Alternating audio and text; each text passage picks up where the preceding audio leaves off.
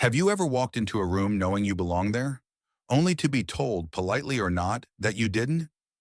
That's exactly what happened to Celeste Rayner, a black woman who built a $2.3 billion media empire from the ground up.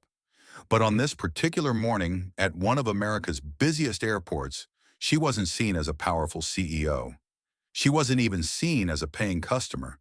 She was seen as a problem. Celeste had just arrived at Chicago O'Hare, dressed in a tailored charcoal pantsuit with a deep emerald blouse that complemented her dark complexion. Her shoes were Italian leather, classic, quiet luxury. Her bag, minimal and professional. She wasn't just flying first class.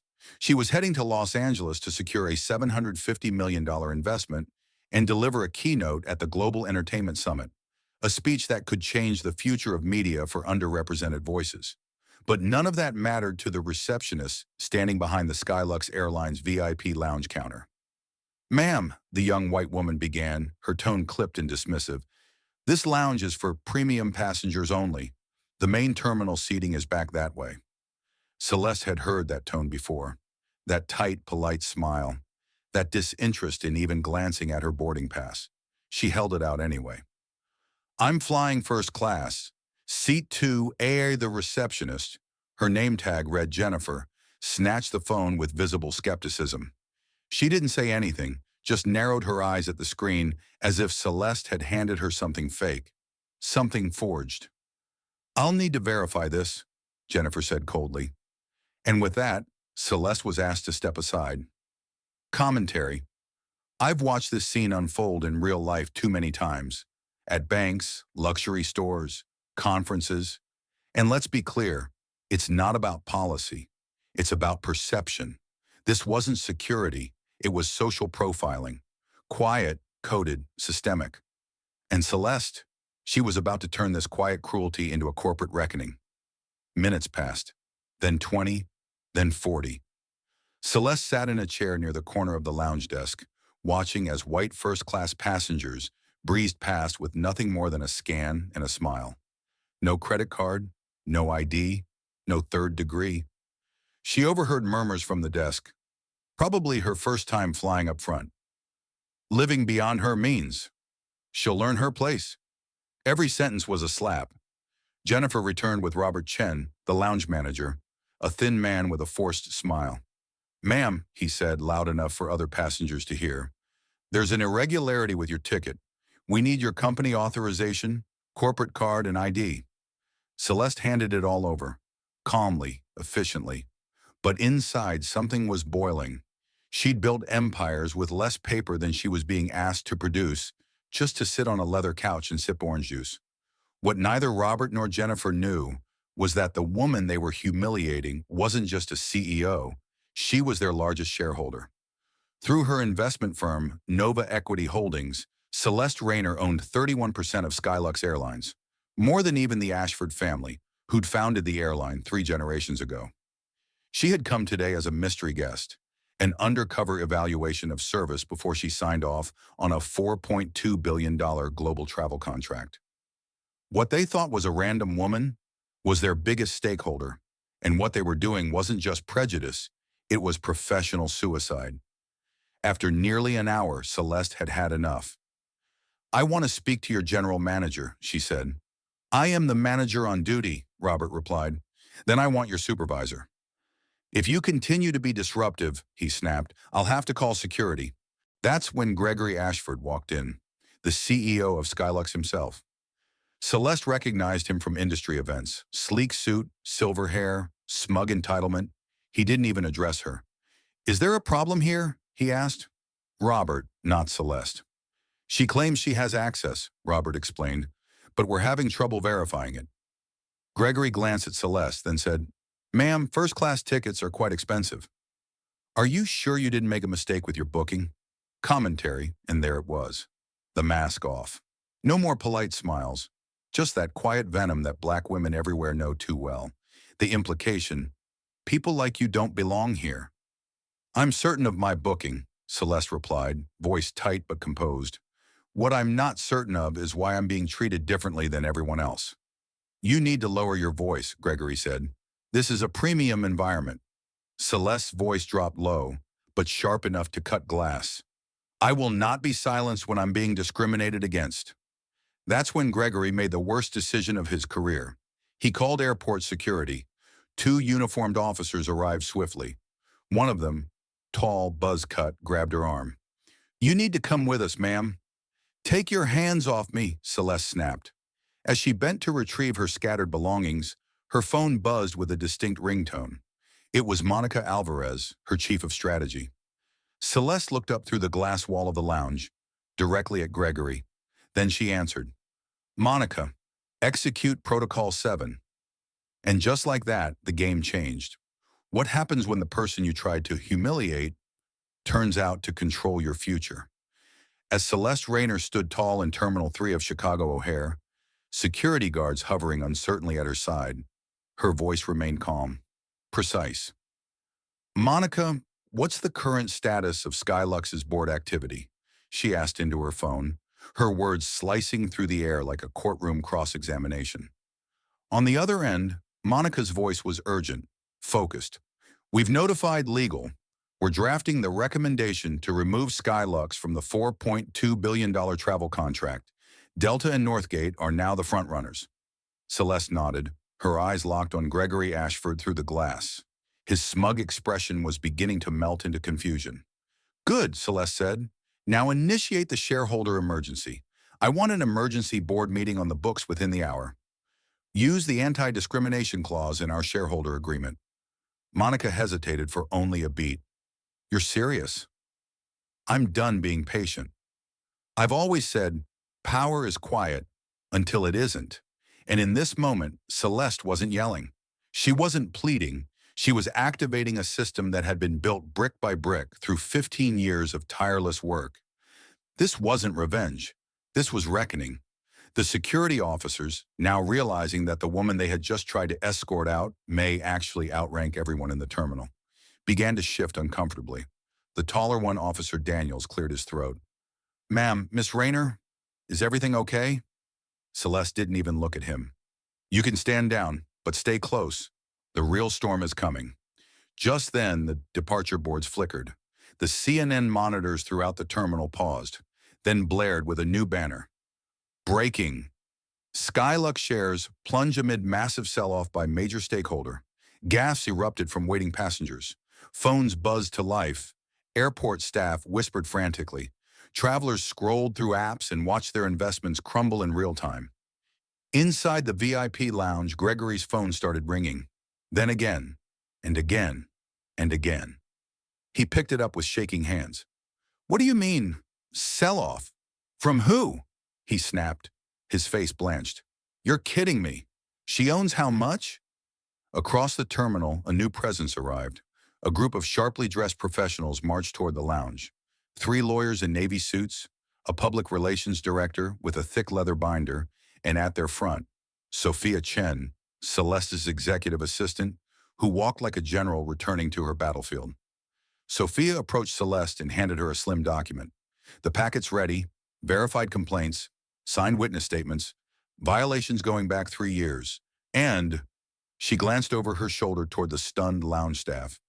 "Your team is on standby." Celeste nodded. "Let's walk." Inside the lounge, Gregory had just ended another call. His suit jacket was off. His forehead glistened. Sweat pooled at his collar. He looked up and saw Celeste re-enter. Except this time she wasn't alone. She was flanked by legal muscle and followed by a growing crowd. The security guards, now wisely silent, stepped back. Passengers watched in stunned silence as Celeste calmly walked up to the same receptionist who had dismissed her just 1 hour ago. Jennifer's face turned sheet white. Her voice cracked. "Ma'am, I didn't know." Celeste didn't even acknowledge her. She turned to the glass doors, where the SkyLuxe board of directors was now dialing in via emergency video conference on a set of monitors hastily wheeled into the lounge. On-screen faces stared back in disbelief. The background buzz of terminals, the murmurs of curious passengers, the blinking CNN crawl, it all faded. Celeste Rayner was now in command. "Good afternoon," she said coolly to the board. "My name is Celeste Rayner. I am the majority stakeholder in SkyLuxe Airlines, and I'm here to formally request an emergency vote on a motion to terminate CEO Gregory Ashford for cause. Gasp on screen. One board member, a woman in Tokyo, adjusted her glasses. You're filing this now? Celeste nodded. Effective immediately. Based on clear violations of the company's own anti-discrimination policies, brand endangering behavior, and reckless endangerment of shareholder value. She paused. And we have documentation. Her team moved like clockwork. Legal folders were placed in front of each present director. Emails, testimony, staff complaints, passenger statements, all signed. Celeste's voice remained calm but forceful. You didn't just discriminate against a black woman today. You discriminated against your boss. Gregory surged to his feet. This is absurd, he shouted, pointing. You orchestrated this. This is corporate sabotage. Actually, Celeste replied, it's accountability. Something you've managed to avoid for 20 years. You can't just walk in here and take over. Celeste raised a brow. Why not? I own 31% of this airline. Gregory staggered back. You what?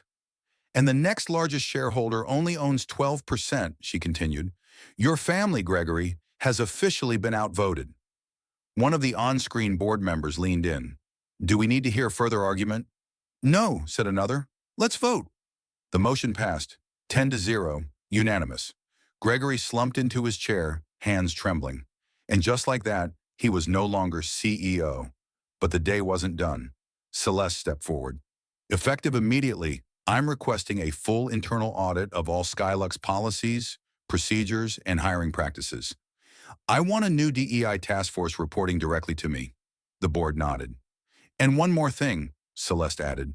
I expect Jennifer and Robert's immediate suspension pending review. Jennifer gasped audibly. Robert opened his mouth, then closed it. Justice was happening, and it was swift. Gregory tried to rise, chest heaving. I can't. He clutched at his heart and collapsed into his chair. Someone shouted, Get help!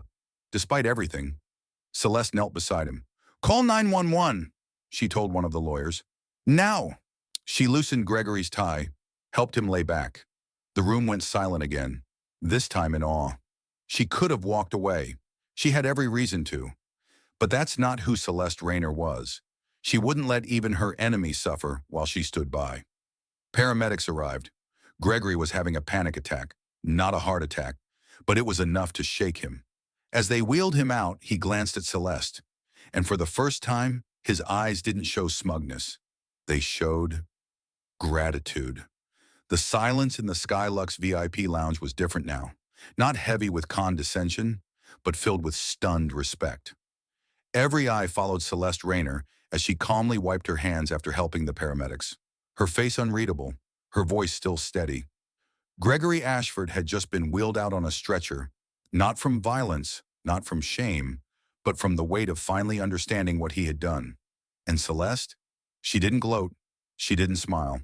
She adjusted her blazer, looked at the board still gathered on screen, and said one final word. Rebuild. With that, she turned and walked out. Not like a CEO, but like a force. Behind her, Sophia and the rest of her legal team followed. One of the junior lawyers whispered, that was history. She just made history. But Celeste didn't hear it. She was already dialing her next call. Let me tell you something I've learned. True power is silent. It doesn't yell. It doesn't break glass. It doesn't demand attention. It commands it. What Celeste did that day wasn't just about her. It was about every person who's ever been told to wait outside, who's ever been questioned for simply existing in a space they earned. By the time she stepped outside the terminal, the atmosphere had completely shifted. Travelers who had watched the ordeal unfold stood up, not to block her path, but to clear it. One older woman, a flight attendant in her 60s, walked up to Celeste with tears in her eyes. I've worked in aviation for 35 years, she said softly. I've seen what they do to women like us. Thank you, Celeste took her hand and said nothing, just nodded. Because in moments like this, words are too small. Later that evening in Los Angeles, she stood behind a glass podium at the Global Entertainment Summit. Lights illuminated her, cameras pointed from every angle, and hundreds of CEOs, creatives, investors, and leaders leaned forward to hear her speak. But Celeste didn't begin with numbers. She began with truth.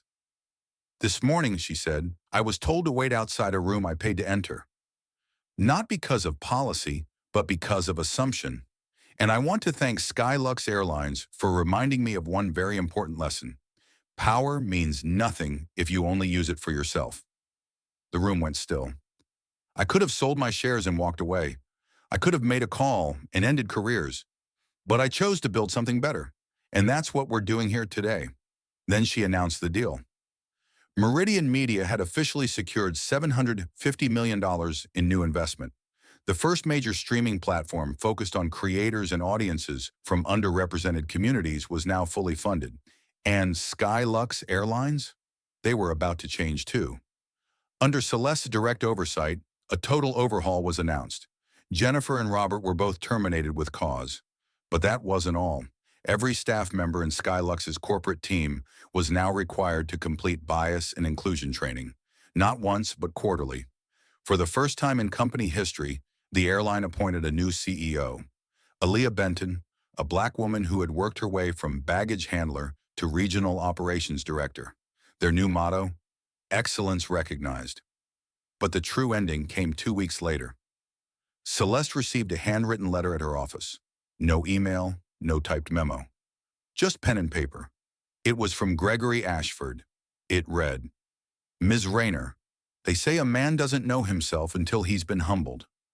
I thought I was protecting tradition. In truth, I was protecting my ego. Thank you for showing me grace when I showed you none. I've resigned from aviation, but I've begun volunteering with a group helping young Black and Latino entrepreneurs navigate corporate bias. I tell them about you. They call you the storm in heels. I just call you the woman who changed my life. Sincerely, Gregory. Today, SkyLuxe is a case study in every top business school. Not for innovation, but for transformation. And Celeste, she keeps building. She never told anyone to wait outside again because she rebuilt the house, rewrote the rules, and gave the keys to those who were always meant to be inside. So next time someone questions your presence, your right to belong, remember her, and walk through the door anyway. If this story moved you, hit the like button right now. Type "I belong" in the comments and tell us where you're watching from. And share this with someone who needs to be reminded. Never let them tell you where your place is. You already know.